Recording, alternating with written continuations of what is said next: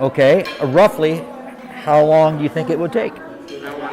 Well, okay. Well, why don't you get started now? Okay. Okay, good. Thank you.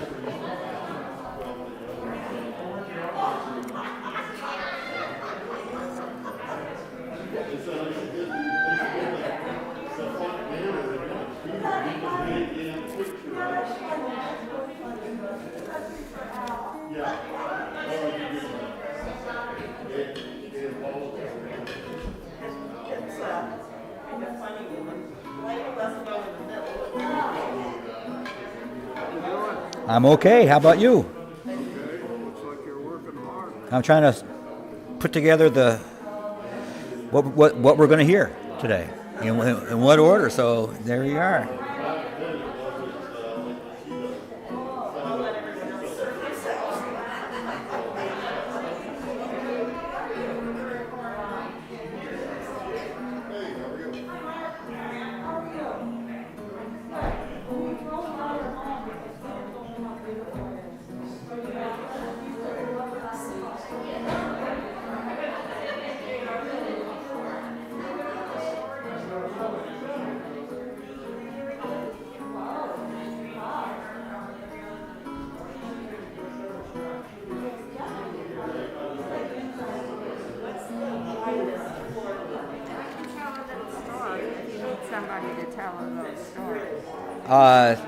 Thank you. Okay, thank you. I think we do. Okay, good. Thank you for your offer.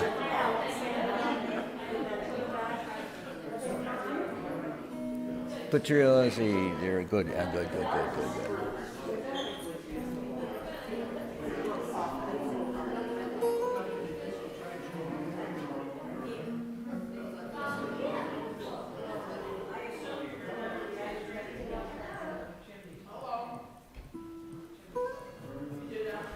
Okay.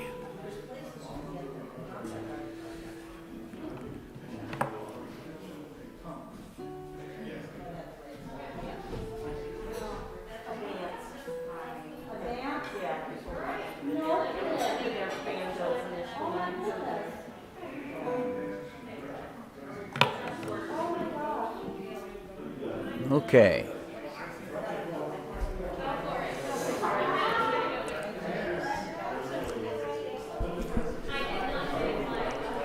Good evening. Test. Let's see. Wyatt. Is this? There you go. Okay. Perfect.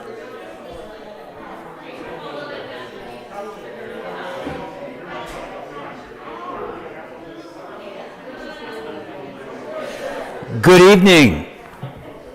Will you quit talking to each other? Welcome to one of the United Church of Lincoln's sacraments, Christmas tea. Here's the order. Since I'm the master of ceremonies, I get to do that. I'm going to do a short intro. In the intro, then you get to graze again, and while you're grazing, you can chat. And then Mike has a piece he's going to share, and Nancy has a piece she's going to share. And then you get to graze a second time. And Bill Finger has something to share, and that's going to be long enough that you're going to be ready to graze the third time.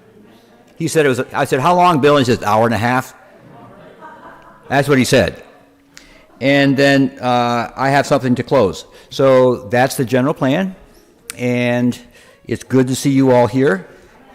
And I'm going to share this because a couple of years ago, Nancy Stevens asked for this specifically. And I figured, well, and I did it then too, but I'll do it again. It's from the most quoted editorial ever, Yes, Virginia. Little background, 8-year-old Virginia O'Hanlon wrote a letter to the editor of New York's Sun newspaper. And the quick response was printed in an unsigned editorial in September of 1897. It was the work of veteran newsman Francis Pharcellus Church and has since become history's most reprinted editorial.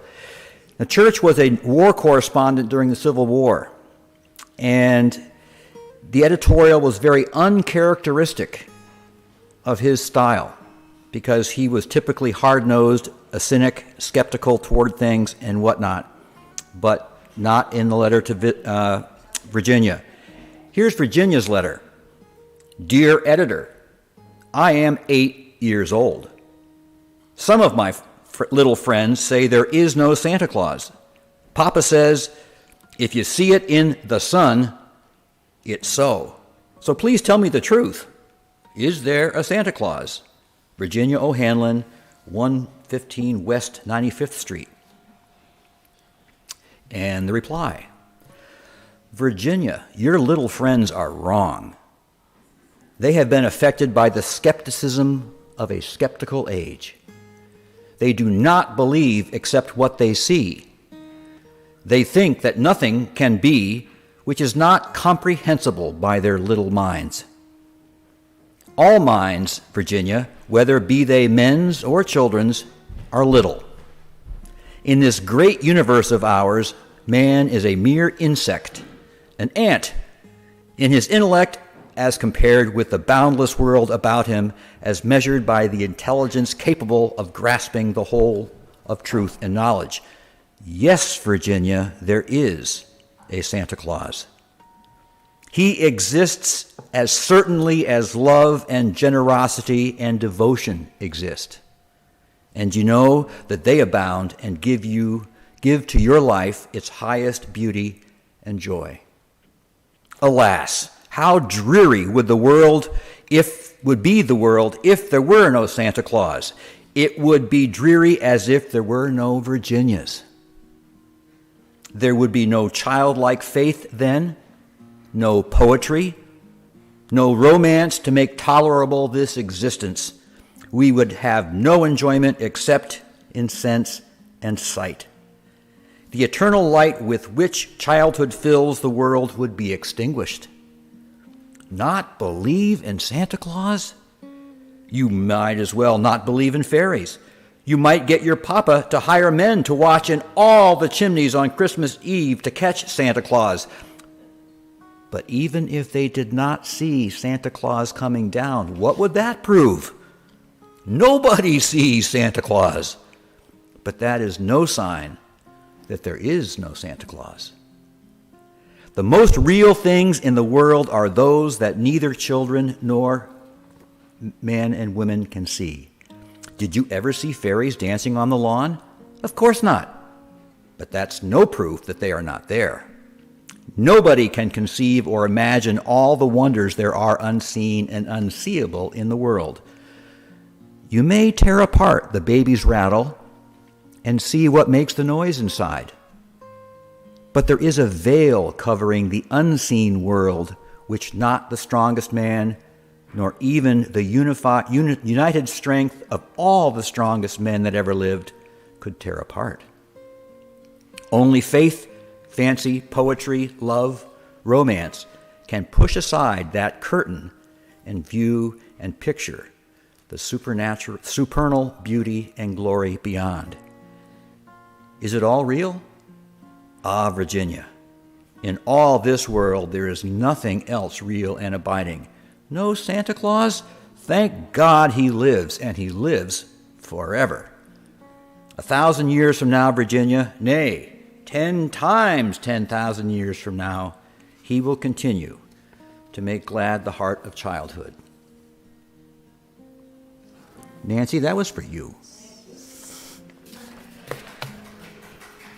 So thank you, Nancy, for asking for that. The only other piece I'm going to say before I set you loose on your grazing one is you are doing it with the whole mask thing, do the best we can. I will say that I saw a concert last week where there was a brass section playing, and the trumpet player had a special mask because when he wasn't playing, he just pulled his mouthpiece out and the mask kind of closed up. So when he was playing, he just put the mouthpiece through the mask, and I'm wondering if we have any like that we could use for the tables of eating here. I don't know. Lisa. Okay, Mike and Nancy, when we have whatever the signal is for the next sharing, we'll do that. But until then, please rise, greet each other, and enjoy some lovely refreshment. Thank you.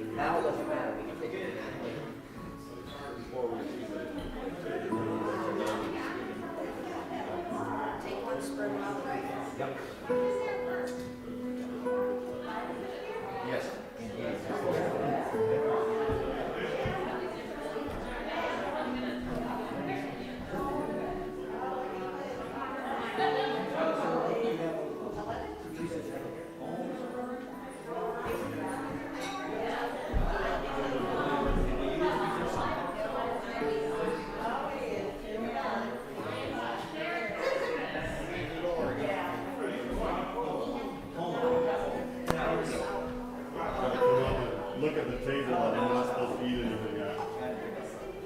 See how badly I failed. Oh, That's what I just took out of the soup. well, I'll have to do it.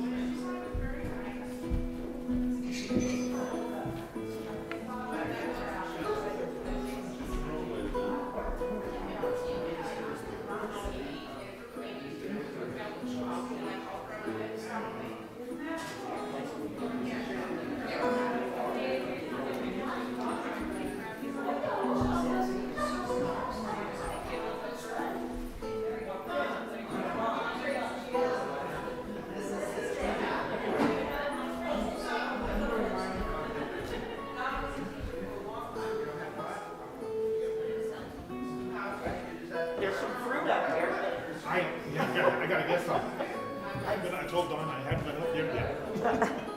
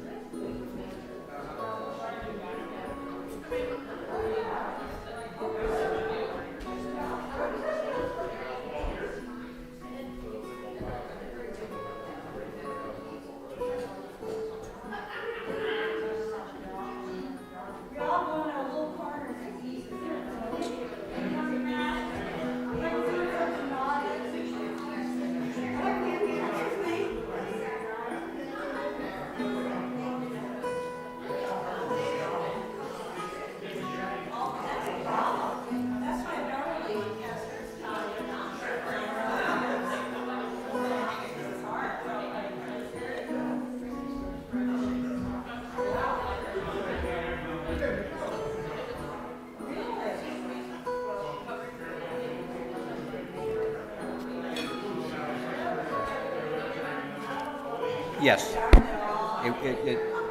Yeah, it will be.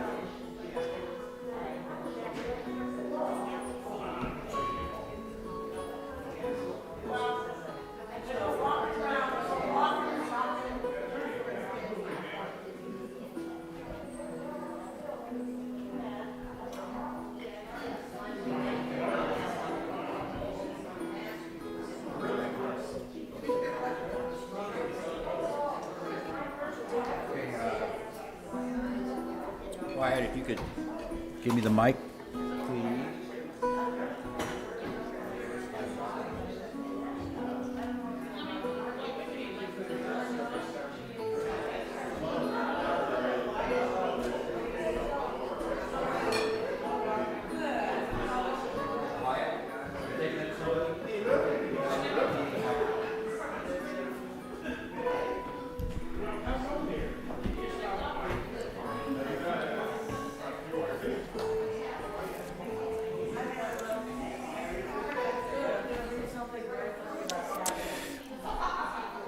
While you are eating, anybody else got a glass of eggnog?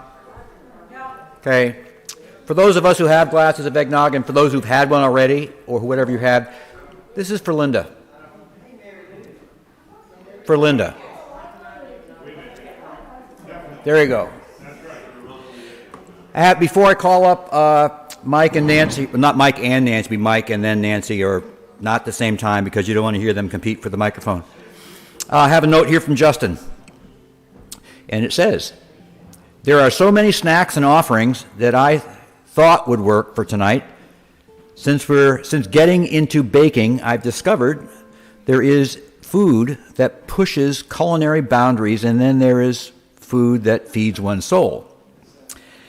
Haystacks, in the words of one of my favorite seminary professors, were a mainstay of Baptist fellowship since the days of the apostles. My memory doesn't quite go back that far, but I do remember eating these at those, whatever that word is, VBS events. I attended as a child along with them, popping up at elementary school birthday parties, and it's safe to say that they are nostalgia in nature for me. Food is a way to, this was next to something called the Haystacks, and it might be back there. I didn't see them up here. They are back there, okay. Food is a way to gift a little of oneself to another. In that spirit, enjoy these childhood favorites of mine. They're not fancy, but they really don't need to be. That's part of the beauty of them. The humbleness of it all makes it special. Humbleness.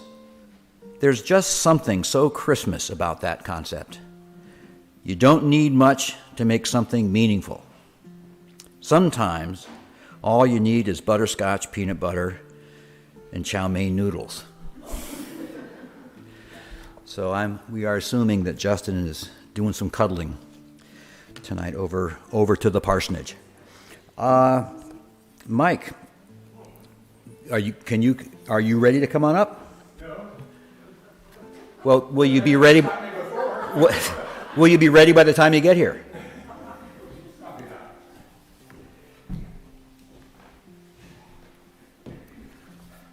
Well, Merry Christmas. That is my Christmas message. However, we're going to take it just a little bit further. Last Sunday during coffee hour, a question arose. The effect that there was virtually no information about Jesus' childhood in the Bible. This started me digging. Oh yeah, and reading. I can read it now. Alas, there exists a book that did not make the cut into the New Testament. One of the hidden texts, the Infancy Gospel of Thomas. Have you ever heard of that? You have. You're okay with that one? We didn't get to turn it up so Mark can hear. Oh, I'm sorry. How about if I stand a little over here? Okay. Hello? There you go. You got it? Want me to start over? Oh, okay. Sorry, Mark. I'll read it this time. Last Sunday, during the coffee hour, a question arose to the effect that there was virtually no information about Jesus' childhood.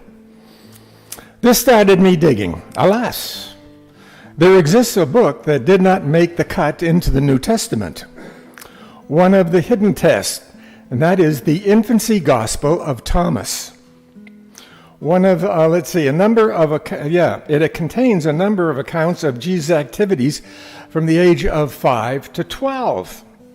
And the first chapter begins, when the boy Jesus was 5 years old, he was playing at the ford of a rushing stream, and he gathered the disturbed water into pools and made them pure and excellent, commanding them by his character of word alone, and not by means of a deed.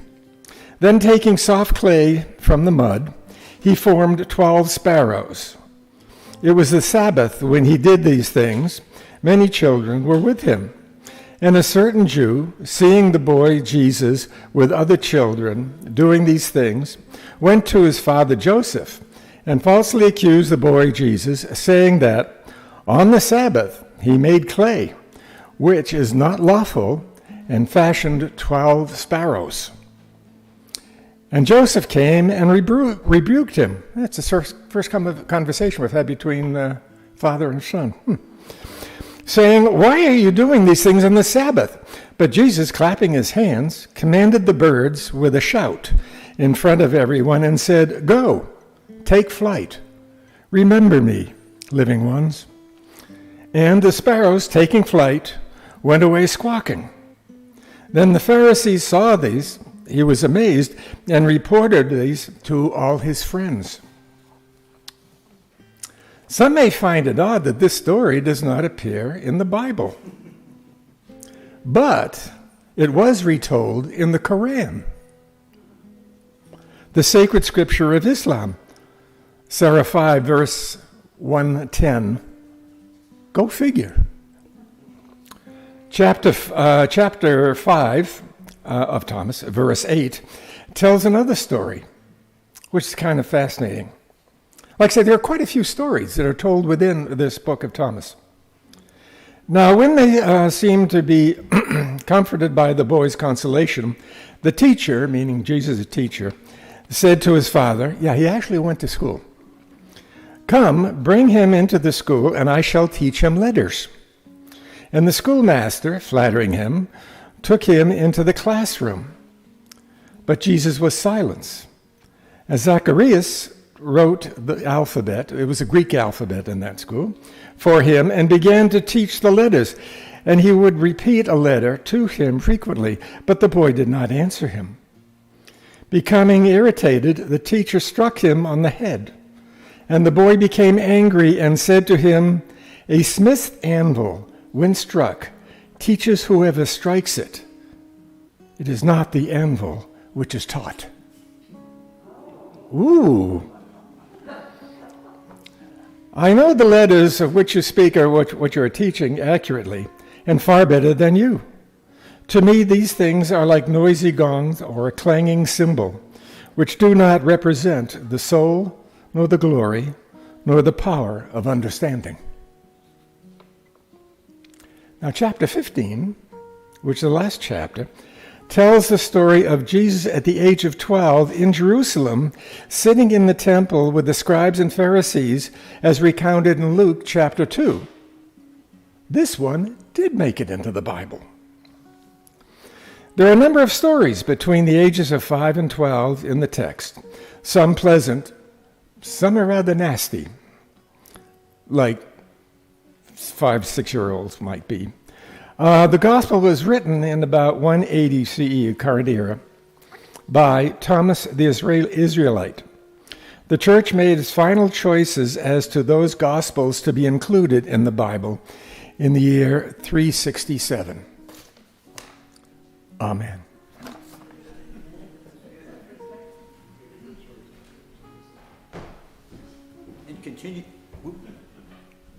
And continuing with that age, Nancy, you have something you'd like to share that's about Mary. Is that correct? Well, when you swallow, You can stand up. Here you go. This is, could be controversial, but go for it. I think Mary was. Mary was. I think Mary is very controversial. This is from a book called The Accidental Saints, from a woman who is Nadia Bolz-Weber. She became a Lutheran minister. She is a really remarkable writer and theologian and rascal and addict and Christian, and I love reading all her stuff. So I found one that it's about Mary. Oops, that's the one about Easter. Okay, so this is, I've edited it because if I read the whole thing, it would take 20 minutes. So I'm trying to edit it down to 10 minutes. Anyways, she's a remarkable character.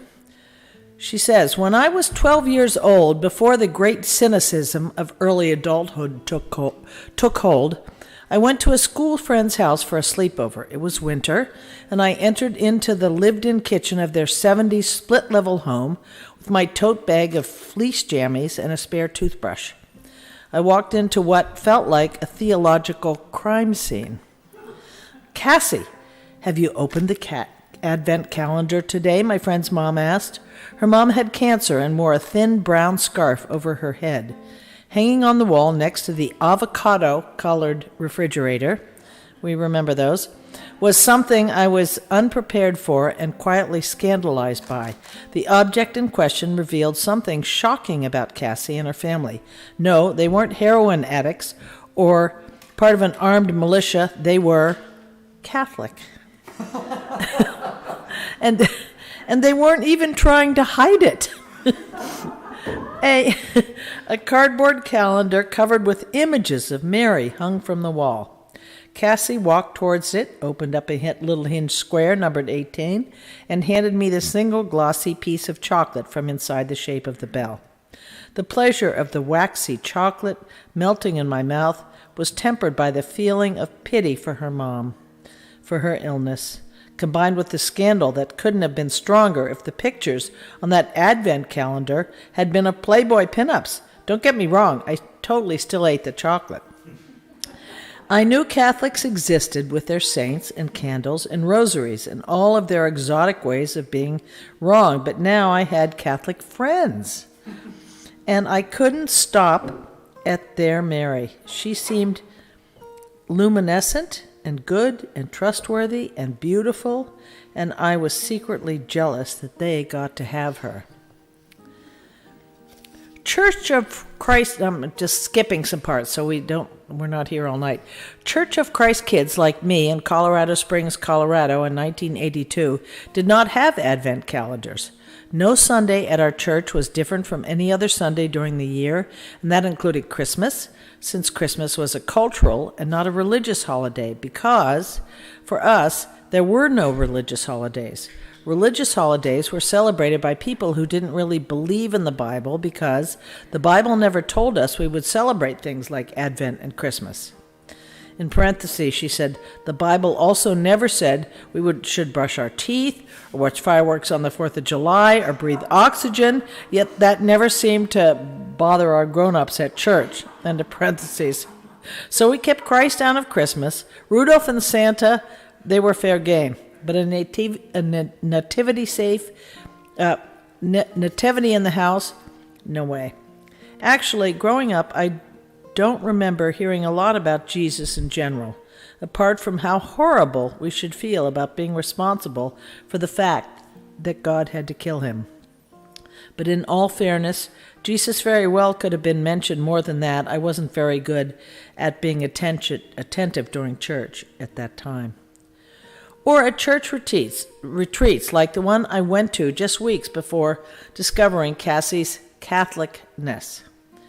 It was snowing outside the mountain lodge where we kids were all sitting on the cold floor listening to the speaker. I remember starting out at the beautiful snowfall, the right side of my face warmed by the fire next to me. The speaker paced back and forth, holding a Bible in one hand, its soft leather draping over each other of his hand like a rag. His wet boots left dark prints on the wood floor.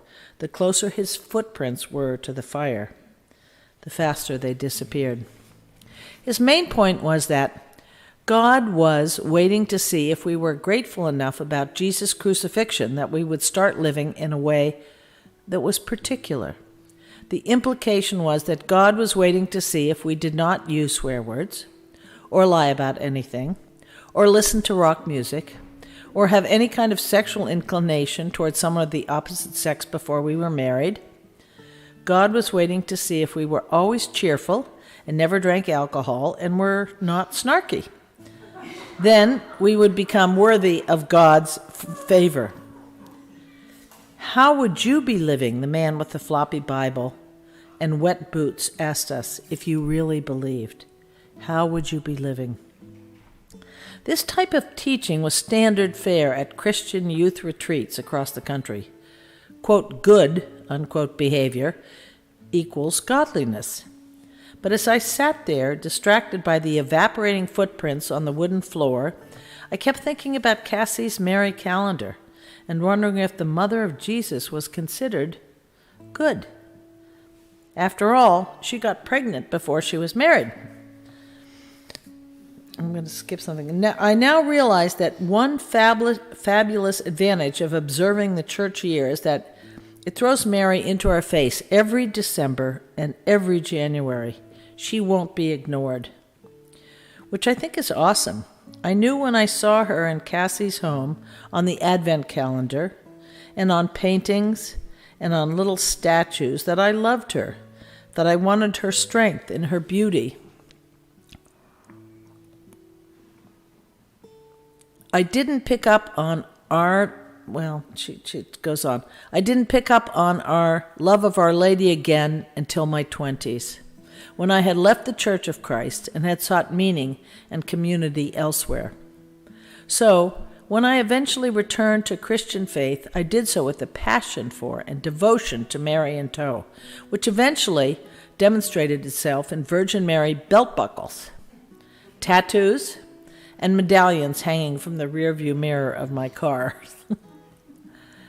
I may have found inspiration in the form of the Blessed Virgin Mary, but looking around my Lutheran home, she became a Lutheran pastor, I realized that many mainline Protestants don't really know what to do with Mary. It's like Roman Catholics have dibs on her, and we just kind of stand by. Hi, Marianne, where are you? And we kind of stand by, only dusting her off once a year to be a pretty young girl in the nativity set and then putting her quickly away before she embarrasses anyone. Which is sad because there are so many reasons to love Mary. And there's a bunch more, but I'm going to go there. So, we have a girl, likely between 13 and 15 years of age. She is a peasant, and she is engaged to a pretty religious guy. An angelic figure visits her to say she's found favor with God and is going to conceive a son by the Holy Spirit, and then this child will be holy and will sit on David's throne, none of which seems terribly likely to be true, given her socioeconomic status. When we think of the Annunciation, the scene between the angel Gabriel and Mary and how he told her these outrageous things, we think of the faith it took for her to believe that the Holy Spirit would get her pregnant and that her son, the illegitimate child of an insignificant girl, would really have a throne and a kingdom. But I wonder, if I had been in her place, which would have been harder for me to believe? The part about getting pregnant by God and giving birth to a king, or the part about the angel said, I was favored?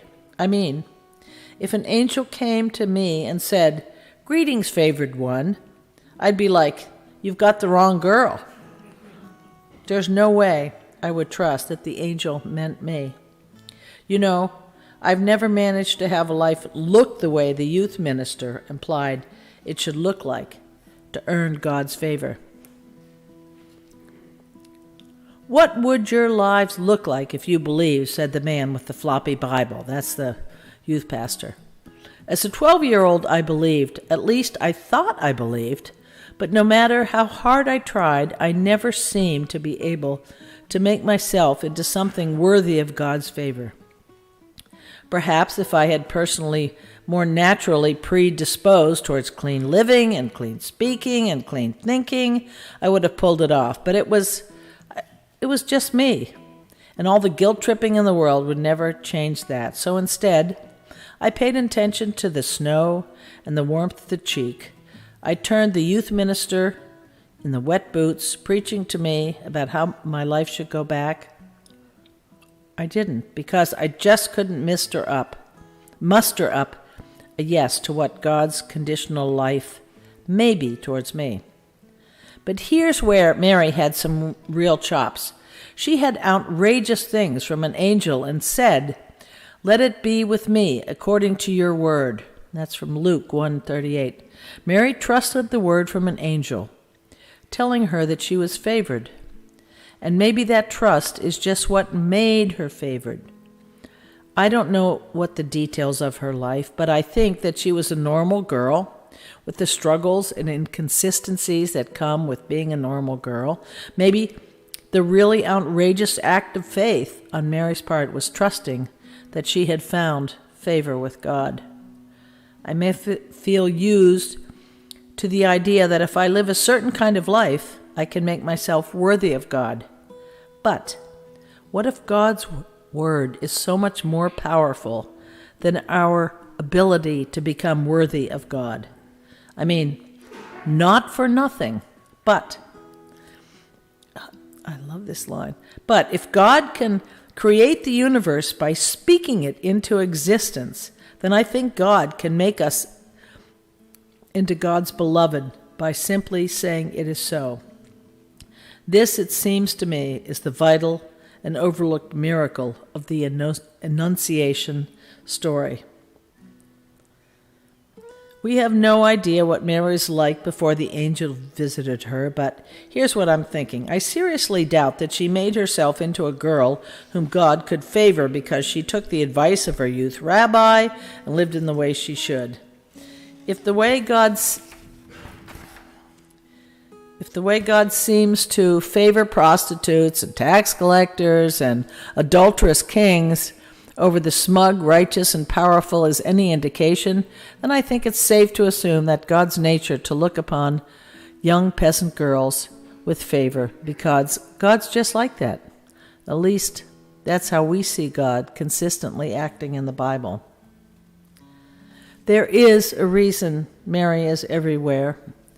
I've seen her image all over the world, in cafes in Istanbul, on student backpacks in Scotland, and in a market stall in Jakarta, but I don't think her image is everywhere because she's a reminder to be obedient. And I don't think it has to do with social revolution.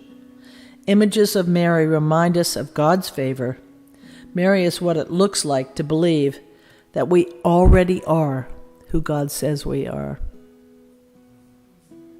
Amen. Thank you, Nadia.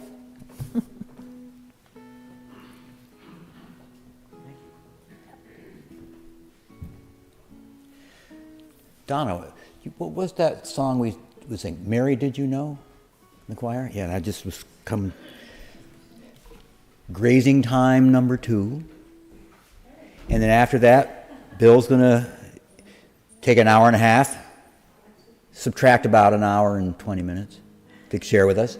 So please, the cookies I ate have settled a little bit, so it's time to go out and stand up some more. We got plenty of stuff up around, and we'll call you back in a little bit.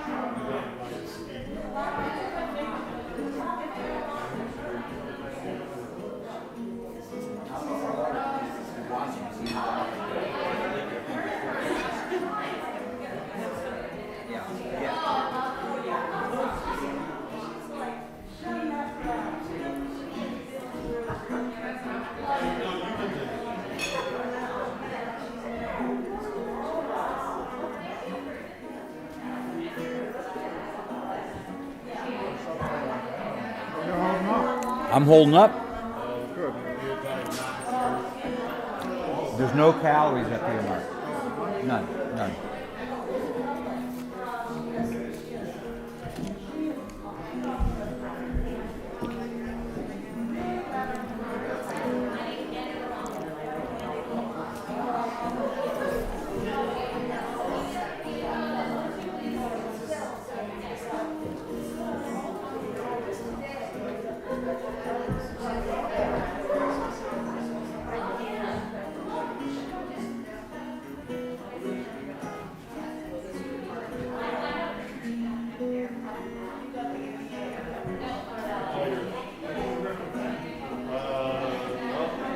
Anything I can't eat, it's like it's really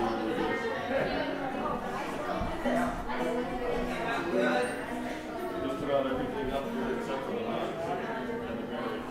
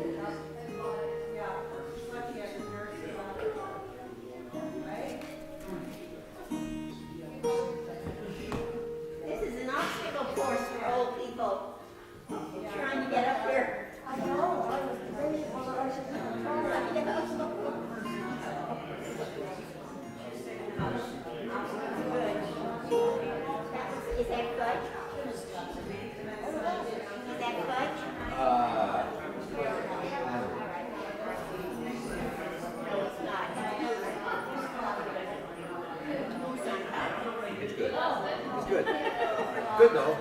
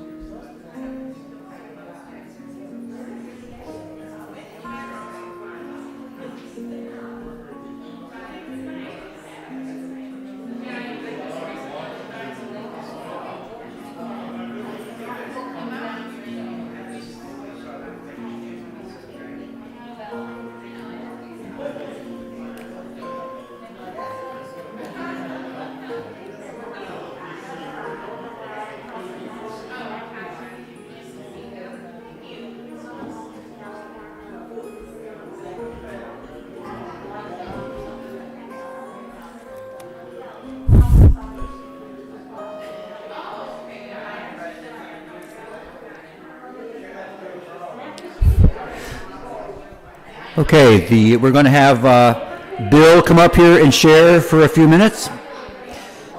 So the tree, no, this is what you, how many people here have ever used their phone and spoken into their phone and then the phone transcribed it into writing?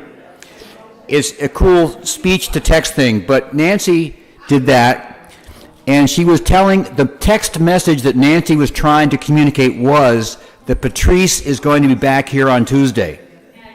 Except what came out on the message was, the tree will be back Tuesday.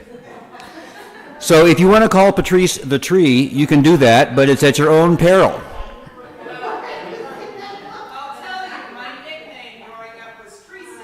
Well, see? Must have been Nancy's phone knew that.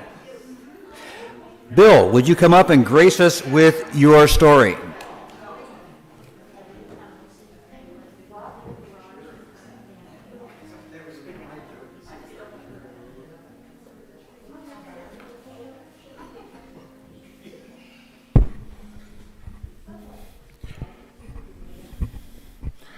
So, tonight I thought we'd take a little trip back into the days of yore. How many people know what yore is? That's good. I didn't know what yore meant, except that it sounded good as an introductory to a talk. So I looked it up, and it said, it's a time in history where so far back that nobody can really remember it.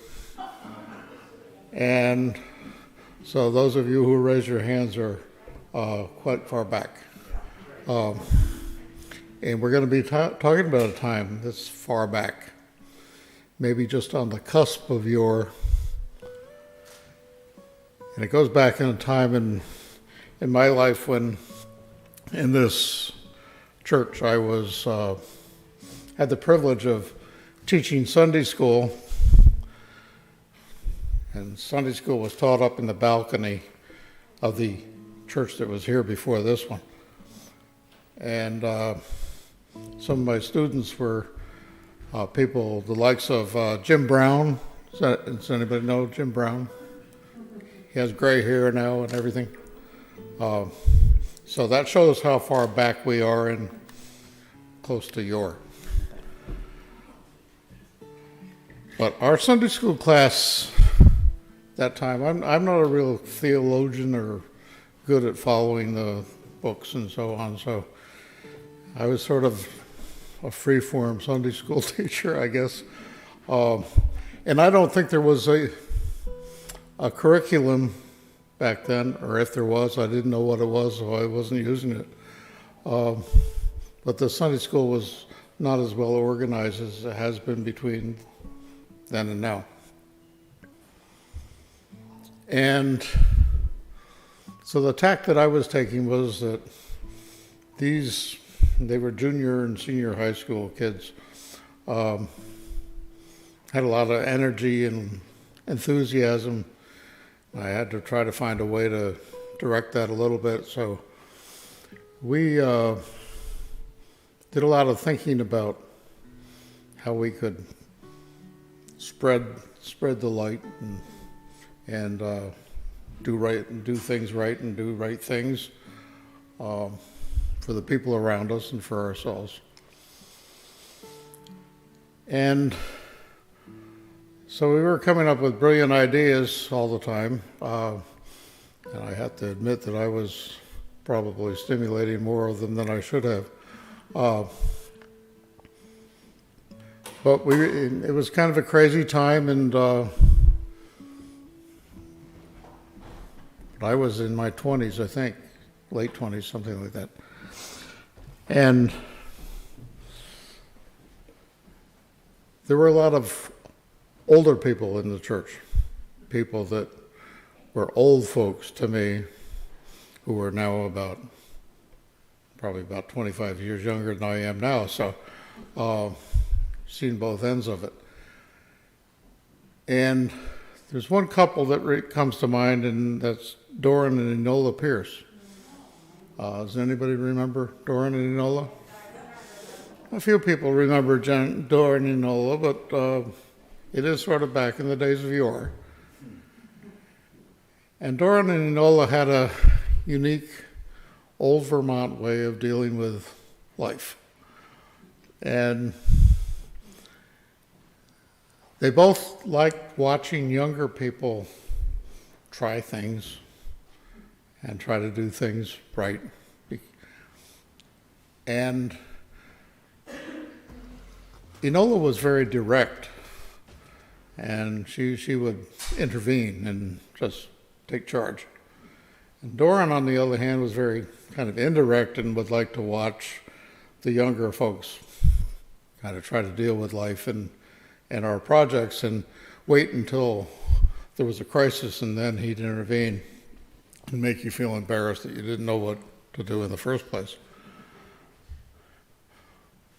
And I think back to, in particular, as an example, had a harebrained idea at one point in life after we'd moved this church, and it wasn't quite ready for occupancy, but it was Christmas time. We thought we should put a big red ribbon around the whole church. And that was sort of a Sunday school project. But I ended up with, I think it was 70 yards of stretchy fabric. I don't know what you called the fabric, but it was this kind of stuff. They make underwear out of it sometimes, you know, where it stretches in all different directions, and you have to. But naive old me thought we could just staple each bolt of it together and then stretch it around. Well, that wasn't working very well, and it was getting close to Christmas, so I just balled up the whole mess of it and went up to Enola's house and Enola's, can you help me? She dropped supper and everything. She didn't even feed Doran that night. She says, sure, I can take care of that. She took it into her sewing machine and sewed up this big ribbon, and we had to go. So I'm digressing a little bit, but Sunday school class, and this is before the church burned, we had a project in mind that we thought we'd do luminaries. If you know what a luminary is, it's these paper bags that you put sand in or something like clay or something. So you stick a candle in it, and then you put them along the sidewalks and roads and wherever you want to put them, and then you light them at dark, and everything's beautiful and cozy and comfortable. So we were going to do that on Christmas Eve after the service so people could feel beautiful when they went out. And it turned out that Christmas Eve was a night sort of like tonight, actually. It was blustery outside. I don't remember whether it was cold or rainy, but it was not really nice weather. And we had carefully placed all these things out, and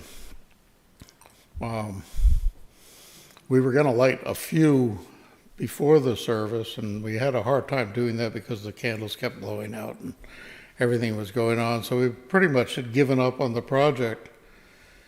Came in, and the usual Christmas Eve service was going, and the service ended, and we went outside, or the doors opened in front, and there were a lot of lights along the sidewalks. Some of them were candles that were actually glowing. Some of them were bags that were on fire.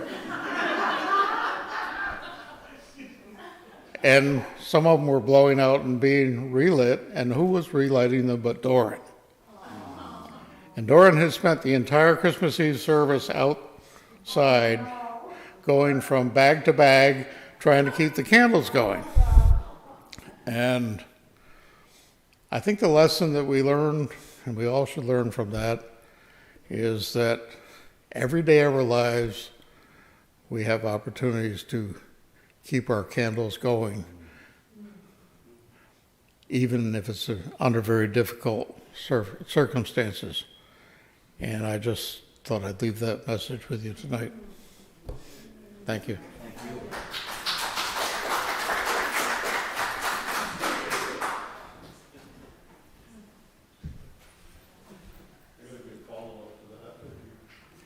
Okay, but I'm going to have Glenn come first. Okay. Thank you, sir. Whatever. Bill sparked a memory that I had of teaching Sunday school, senior high Sunday school. And if you've ever taught senior high Sunday school and you think you can go with a lesson plan and stick to it, you got another lesson that you're going to learn yourself. And we were doing a lesson on giving and being kind to others. And we asked the kids, the students, if they could ever remember a time where they had done something special for somebody who maybe didn't have the advantages they had. Now the class had like 15 kids, 14 of which were young men who wouldn't answer any question you asked. And fortunately, we had a couple young women who had no problem filling that space. And one girl, Sarah Jean Luke, who just turned 30 this year, said, "Yeah, I can remember a time in the 5th grade, and one of my friends, I knew that his family didn't have much, and I knew that he didn't have the advantages that I had, and I also knew it was his birthday. So Mom and I made a cake, and we brought it in for him, and I bought him 2 or 3 presents, and we gave him this birthday gifts." And I said, "Sarah, I have one question for you." She goes, "What?" I said, "What did you get for your birthday when you were in the 5th grade?" She goes, "I don't know." So then I said, "Apparently it is better to give than it is to receive."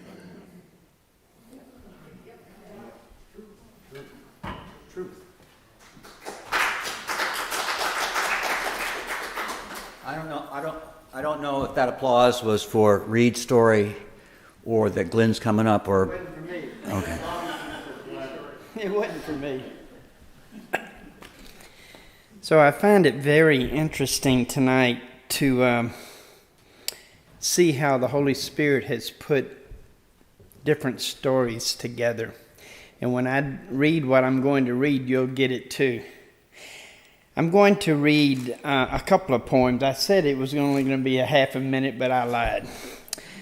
I'm going to read a couple of poems from Love Poems from God.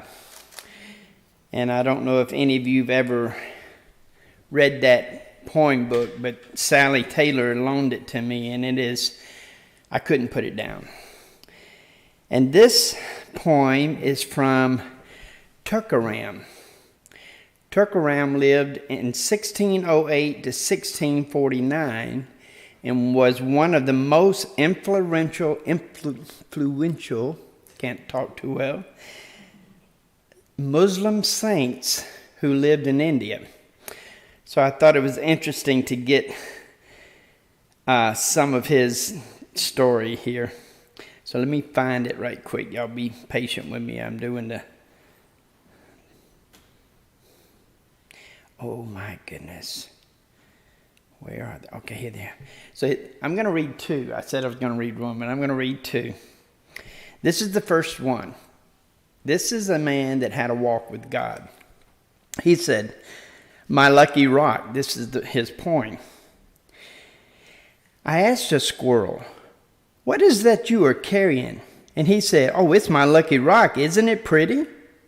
I held it and I said, 'Yeah, indeed it is.' I said to God, 'What is this earth?' And he said, 'It is my lucky rock. Isn't it wondrous?' I said, 'Yes, indeed.'" Now you'll like this one. "That angel taught like a sailor. What part of heaven did she come from? That angel taught like a sailor. and she was dressed enchantingly scant. I can't even repeat the things she said or picture once more the shape of her breast. Though I know one thing, my fear of dying has vanished.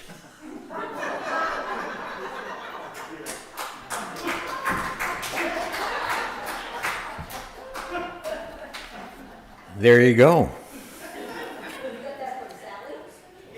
There you go. I'm going to dovetail a little bit on what Bill touched, and then after that, we're done with this part of it. We still got plenty of the whatever. And so what I'm going to share tonight comes from a reflection on actually, this is coming directly from Frederick Buechner, who some of you know. I'm going to paraphrase from him and then go into mine. What I'm sharing tonight comes from a reflection on a slice of my younger years, and before anybody else has a chance to ask it, I will ask myself, who cares? What in the world could be less important than who we are and who our father and mother were and the mistakes we made, and with occasional discoveries, the bad times, the good times, the moments of grace?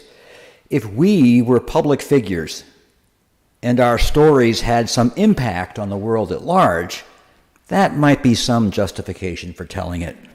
But we are private figures indeed, living pretty much out of the mainstream of things up here in the hills of Vermont. Buechner did live in Vermont, by the way.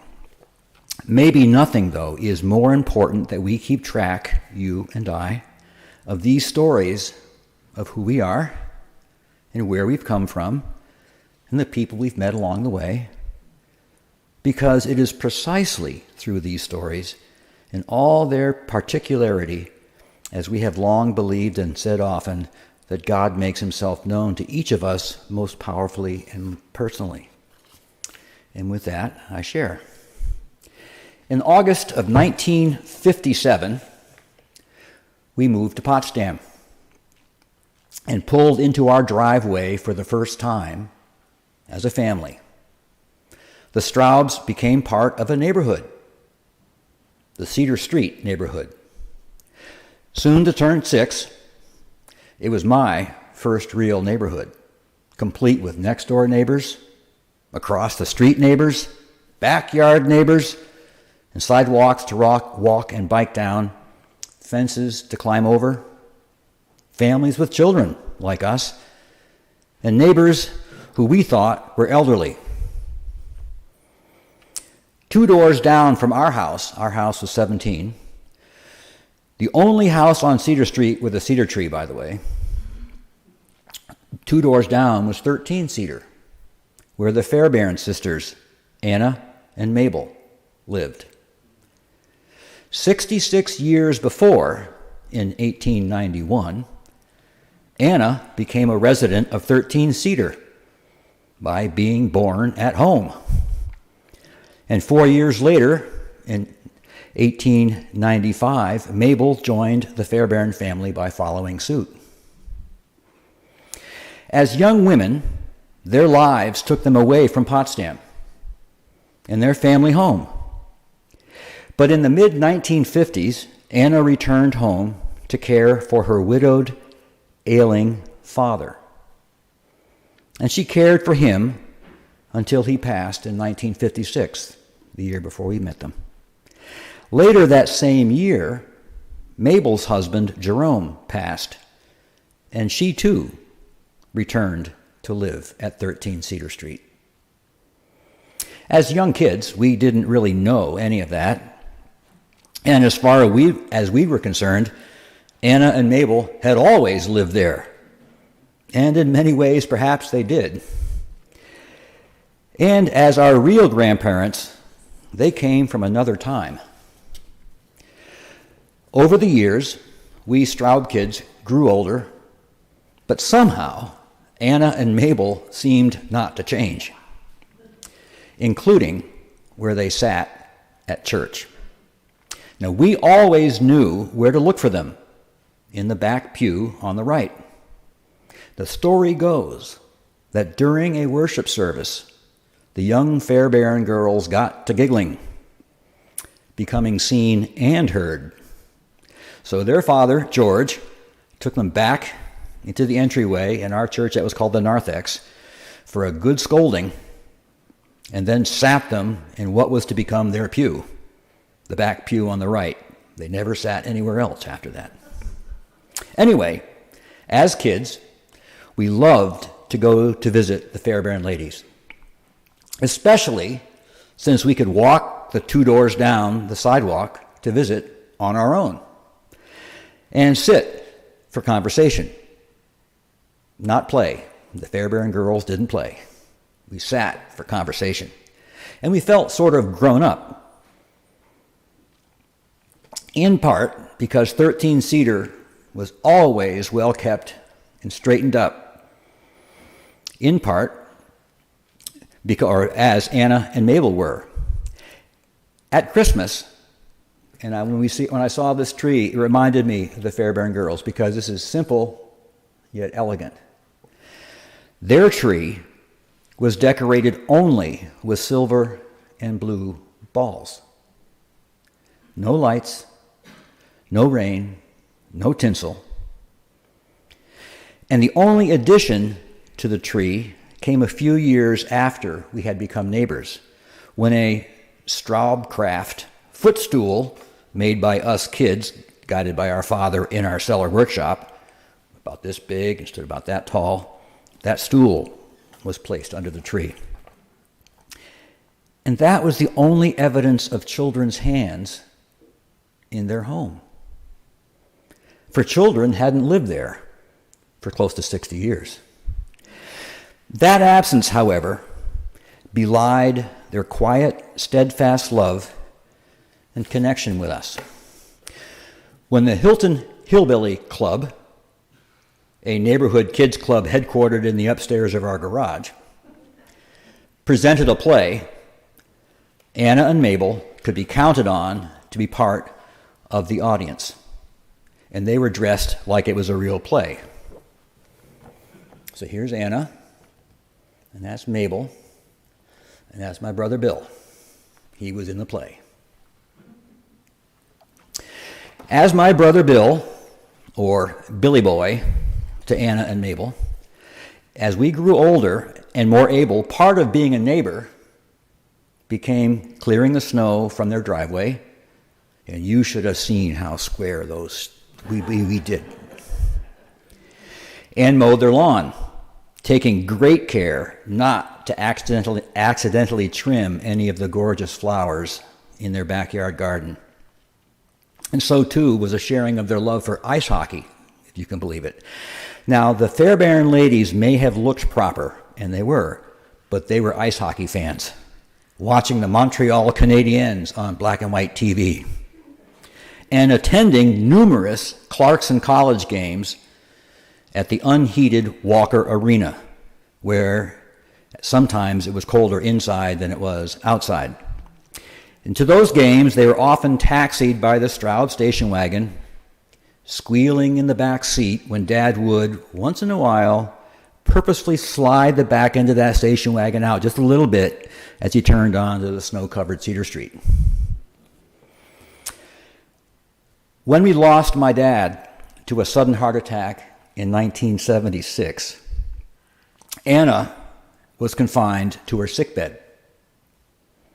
So it was important to go down to 13 Cedar to share the news that they already knew. But 19 years of being neighbors will do that. And the image of Anna, in her frail condition, sitting up and saying, "Oh, we have to be strong," remains clear. And 4 months later, after not leaving her sickbed, Anna left this world at home, the same home into which she had entered this world.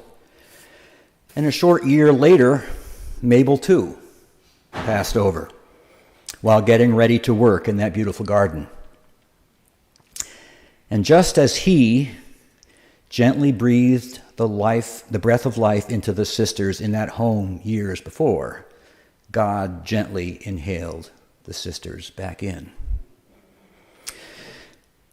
All visits now, when any of the Stroud children go home, all visits now include the short drive across the Racket River to the Bayside Cemetery, to be with Mom and Dad, to say hello to Anna, who is resting with her parents, and say hello to Mabel, who is resting with Jerome.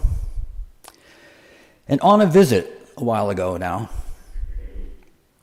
after saying hello to the ladies and looking down toward the river where Mom and Dad are, it struck me that the distance between where the sisters rested and where my parents rested seemed awfully close to the distance between our two houses. So, like a good Boy Scout, I paced off the distance and went back to Cedar Street and paced off the distance between our front doors. And you know what? Within a step or two, it's the same. Once a neighbor, always a neighbor. And to you, my neighbors, a blessed Christmas. Thank you.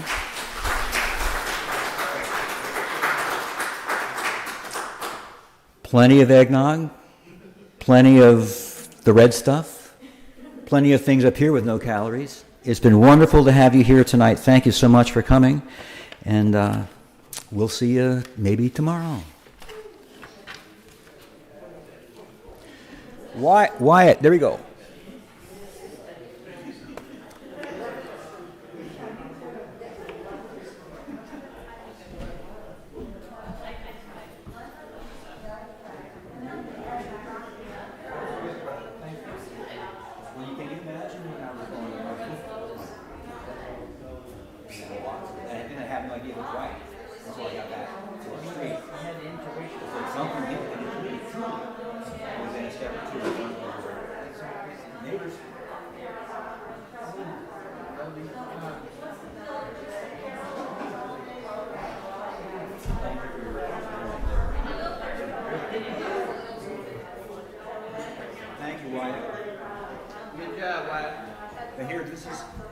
Now the thing is here, Glenn,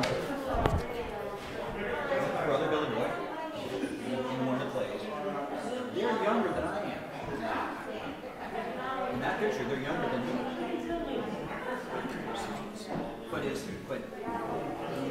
the afternoon, they have stuff. In the morning, they were doing their church chores. Hockey fans. Go figure.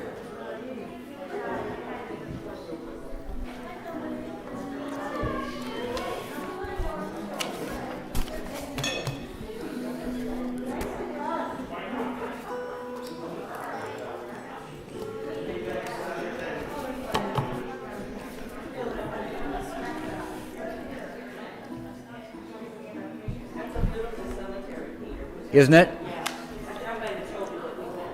Yeah. And well, it's got history too. I mean, but it's just gorgeous. I mean, with the river just there and.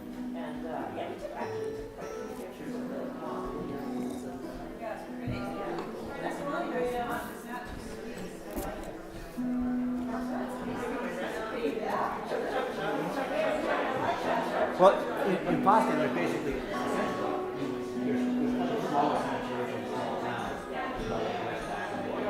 But in Boston, it's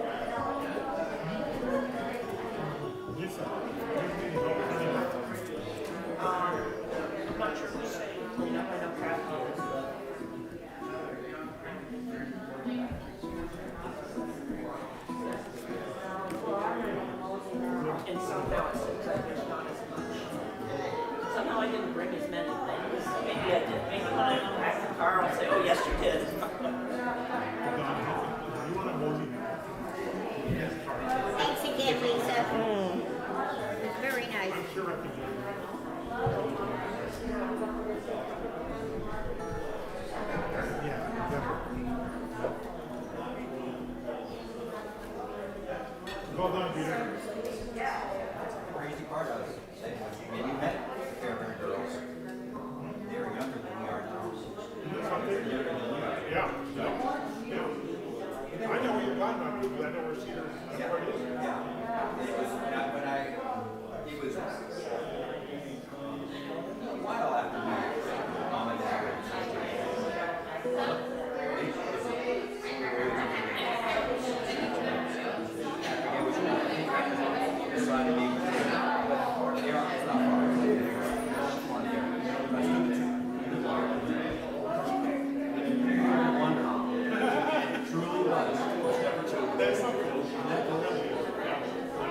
and they were hockey fans. Yeah. They knew, I mean, they were ladies and young guys. That's surprising. Last, of course, close enough. I would never, I love skating, but I have to make sure I never got more hockey. We went to the hockey because Dad got tickets because he was back in the band. So he had no history of hockey. So he did. When I went to Boston, they didn't have us. They did pay us. Right. But just building that complex. So they were big on basketball. And wrestling. Wrestling was the biggest for them. Their coach was Neil, a fellow Neil, even members of our church, Presbyterian church, whatever. So Neil was the wrestling coach. Oh, really? Yeah, Neil. Yeah, I know him because I worked with him. Neil, I can see him. When I first went there, I wanted to get involved with something. I knew I couldn't play the sport. The only two that I was really good at was baseball, and I wasn't very good at it. I was good at football, but they never changed. So I went over this, happened and run into him. He said, you need to help do anything. So I became the manager for the wrestling show. I went everywhere. And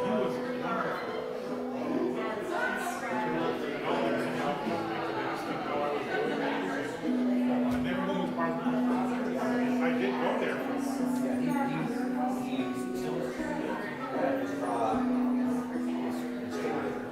I can see his golf because he was such a I will. Not right now, but it was coming off from Main Street onto Cedar Street, or maybe from Elm Street to Cedar Street. It was just new snow. You know how to plow it. Dad would just boost up a little bit, and the back end would just slide a little bit, and those, the girls got the We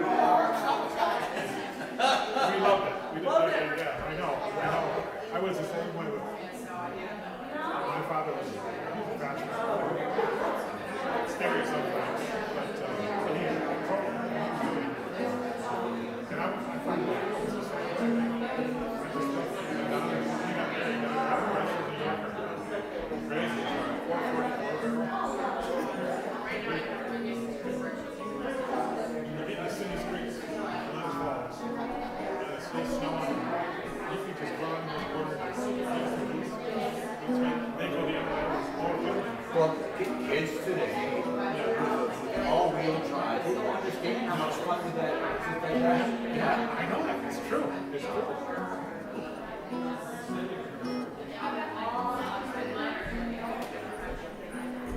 Lynn, I expected nothing less from you.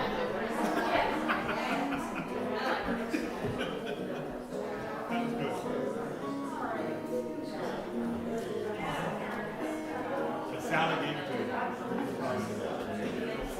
The heretic, Sally the heretic, Yeah. he says, I know I'm a heretic. Yeah. One of the most orthodox heretics I know.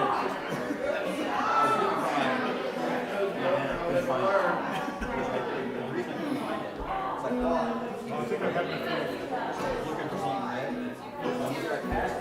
Three cups is all I need. Oh, that's marvelous. It is. We made it. That's Lori. Lord, Those take a piece. I've never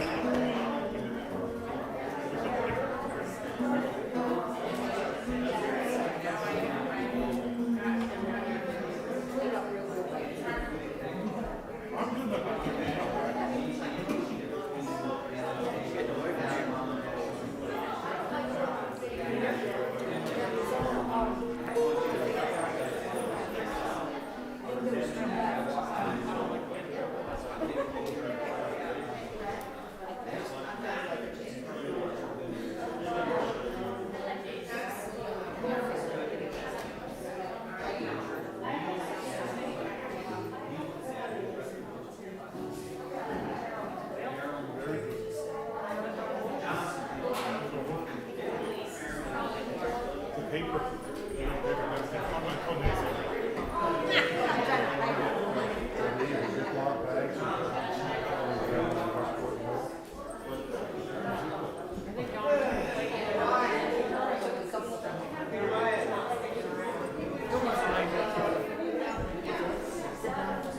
No, I know. She never likes to stay long. And I really people were asking to stay.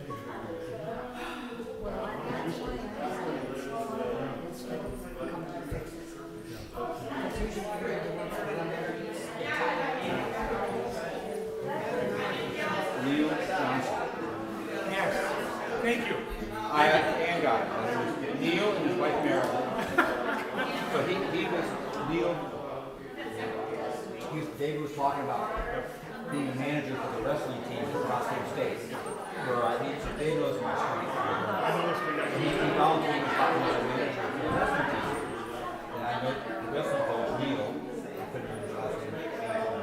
Neil Johnson. And I was church. Our family could cross paths forever. He was a manager for. If you happen to see him, tell him the old manager, he wouldn't even remember probably. Because think of how many years he's been How there. many years? Yeah. And I had to stop my senior year. I was going to do it, and they even gave me a small letter for doing it, but I had to stop my last semester because the right in the middle of the season, because I had to take 18 courses, the last 18 credits, the last 2 semesters in order to graduate. But I wasn't going to go an extra semester, so I took it and said, I can't do this anymore. I got to get this done. It worked. No. Yeah, he had invited me to the sports banquet and everything. It was kind of nice of him.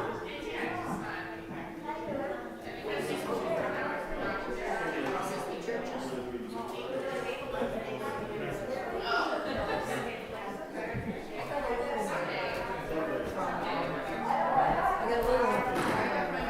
Yeah. And I didn't get it unplugged because the plug was missing. I've yet to plug it in to try it. I used to be able to play my piano, and the piano you see it was playing around. It's a third Ivan Lewis. It plays a tone. Yes, I know. I know all about that. Well, Yeah. Fisher, like right down on the gate, I was in the 5th grade. I wonder what she did. That one played kind of like, even that little, I guess still the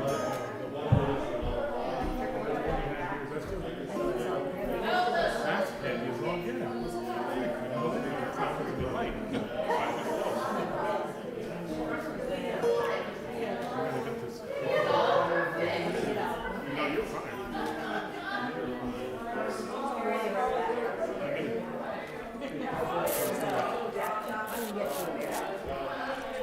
Pulling off all the greenies.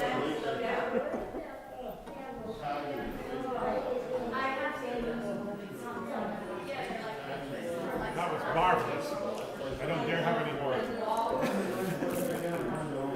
fact, I probably should cut it with the other.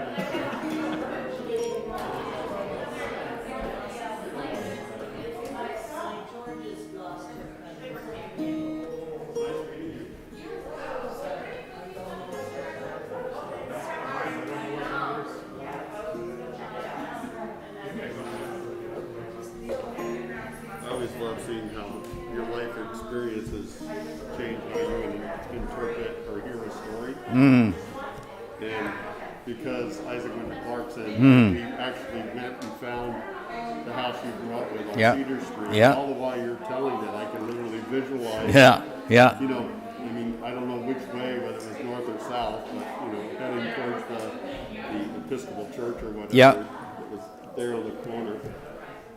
And then you said something about hockey. Yeah. And I wanted to start chanting, "Let's go Tech!" Yeah, let's go Tech. Yeah. Well, at the Cheel Center, where was when Isaac was there, Yeah. you can go in there in shirt sleeves. I mean, Oh, yeah. you know, the old, yeah. What the crazy thing was, the Walker Arena was just a rink. The acoustics were incredible. Crane School of Music actually had a spring concert in there one year because the acoustics were so phenomenal. But you couldn't reproduce it. It just happened. I mean, but it's yeah. So in the old Walker Arena, by golly, Let's Go Tech would reverberate. Oh yeah, I bet. I remember going to parent orientation. And it was on the floor of the ice rink, but they had chairs all set up. People were up front speaking. And I had my journal. So I was just sitting there sketching, and I did a 2-page. One of the professors talked about trying to talk to the parents, addressing the parents, talked about peregrine falcons and how when a peregrine falcon chick gets to the point where it's time for them to leave the nest, the mother and father start filling the nest with sticks and rocks to kind of push it out and kind of telling parents, you know, it's time to let go. It's time to say you're on your own. So I just went in on the side and started drawing the head of a peregrine falcon. And to me, it's just like, you know, like you reading a book or something. Well, at the end, you know, I must have had a dozen people came up to me and said, God, we wondered what you were doing. It's like, those are amazing. I get that a lot, or used to get that a lot. I can remember sitting at a town meeting in Bristol, some kind of community meeting, and Bill Connors was sitting behind me. So if I don't keep my vision occupied with something, I get kind of, I start like ADHD. I start, you know, getting distracted by other stuff. I gotta focus on one thing so I can hear better or concentrate better. So I'm sketching and sketching and sketching, and when the meeting took a break, Bill Connor said, God, I could just sit behind you and watch you do this all day long. I said, well, you never liked it when I did it in your class. Yeah, but I hear like, oh, did I say something? It's like, oh yeah. I hear what you're saying. There's that I know somebody else who leads in meetings. I mean, he sketches because it's a way for him to calm that other stuff down, so they can. I'm so visually stimulated because of what I do that if I look around, and I'm not occupied with something, I start going on these tangents and stuff. I think that's part of why I'd sit in the back of the room where I could just look out the window and watch it snow.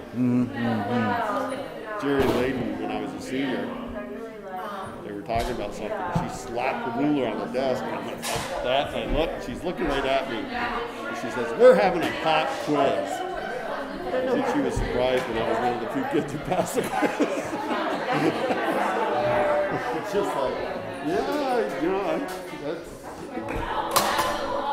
you ask me somebody's phone number and I have to go like that and visualize an actual, and I can literally tell you, but it's all visual memory. Yep.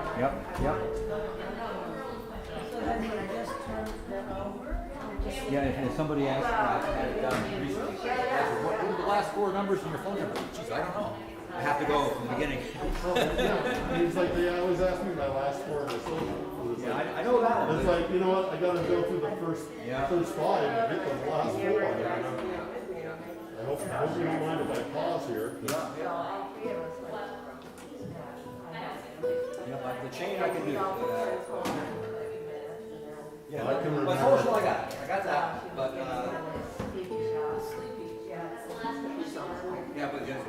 So the altar table has to go. I gotta turn it around.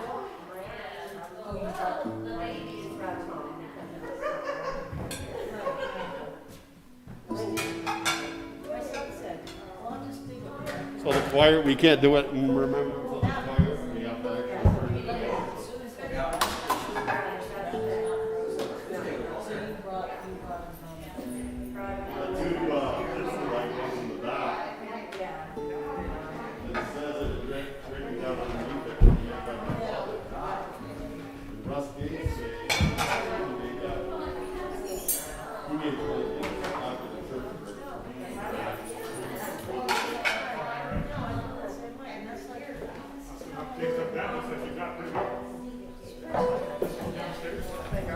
You're not taking it out? You're not taking everything down? Yeah. I know. Yeah.